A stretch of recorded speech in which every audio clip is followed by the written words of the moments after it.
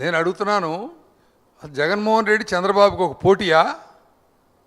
అంబటి రాంబాబు కోడలకు ఒక పోటీయా? లేకపోతే వైసీపీ తెలుగుదేశానికి ఒక పోటీయా? రాజకీయాల్లో ఏమైనా రాజకీయ పార్టీలు పెట్టచ్చు, అధికారం కోరుకోవచ్చు, తప్పులేదు. కానీ మీ చరిత్ర ఏమిటి? 5 సంవత్సరాలుగా ఓడిపోయిన తర్వాత అసెంబ్లీకి రారు, జీతాలు తీసుకుంటారు, కమిటీలు వస్తారు, జీతాలు తీసుకుంటారు. అసెంబ్లీకి రాని వాడికి జీతం తీసుకుని ఎక్కడుంది అసలు? నన్ను అడుగుతున్నారు, అది చేయలేదు ఇది చేయలేదు అని అంటున్నారు. నన్ను ప్రజలు అడుగుతున్నారు, వాళ్ళకి ఎందుకు జీతం ఇస్తున్నారని. వాటికి మీరు సమాధానం చెప్పాలా? ఒక విధంగా చెప్పాలంటే అహంకారపూరితంగా మాట్లాడాడు కోడెల శివప్రసాద్ గారు.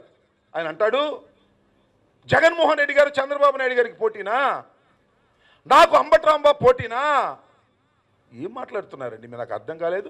ఇది ప్రజాస్వామ్య దేశం. ఇది జగన్మోహన్ రెడ్డి గారు చంద్రబాబు నాయుడు గారి మీద గత ఎన్నికల్లో పోటీ చేసి కేవలం 5 లక్షల ఓట్ల తేడాతో మాత్రమే ముఖ్యమంత్రి కాలేకపోయాడనేటువంటి విషయం మీ దృష్టిలో లేదని మనం చేస్తున్నా. అంతేకాదు, నా మీద పోటీ చేసిన మీకు కేవలం 924 ఓట్లు మాత్రమే మీరు అత్యధికంగా రావడం వల్ల శాసనసభ్యుడిగా అయ్యారు, శాసన సభాపతిగా అయ్యారు.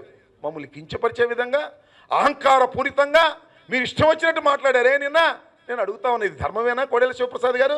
వార్తావాణి న్యూస్ ఛానల్ ఎప్పటికప్పుడు రాజకీయ, సినీ విశేషాలు, స్పోర్ట్స్ మరియు సాంకేతిక పరమైన మరెన్నో విషయాలను మన ముందుకు తెస్తుంది. మరింత సమాచారం కొరకు వార్తావాణి న్యూస్ ఛానల్ ని సబ్స్క్రైబ్ చేయండి.